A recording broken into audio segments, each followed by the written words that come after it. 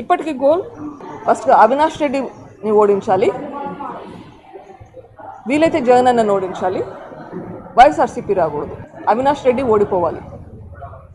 అది ఖచ్చితంగా జరగాలి. ఒకసారి అక్యూజ్డ్ అయి కన్విక్షన్ వస్తే రూల్ ప్రకారం 6 సంవత్సరాలు కంటెస్ట్ చేయలేరు ఎలక్షన్స్లో.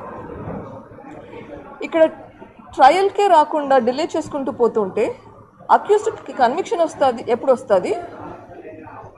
ఆ కన్విక్షన్ వచ్చాక కంటెస్ట్ చేయలేని పరిస్థితి. సో ఇది సిస్టమ్స్తో ఆడుకున్నట్లు కాదా? అక్యూజ్డ్ అని తెలుసు, కన్విక్షన్ రాదు, కానీ పోటీ చేయగలుగుతాడు.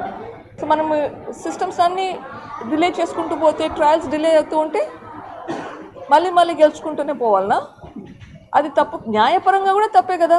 తప్పించుకుంటూ పోతూ ఉంటే అట్లే ఇంకోసారి ఎలక్షన్లో గెలుస్తారు. సిస్టమ్స్ని వాడుకుంటుంటారు వాళ్ళ ప్రయోజనాల కోసం వాళ్ళే.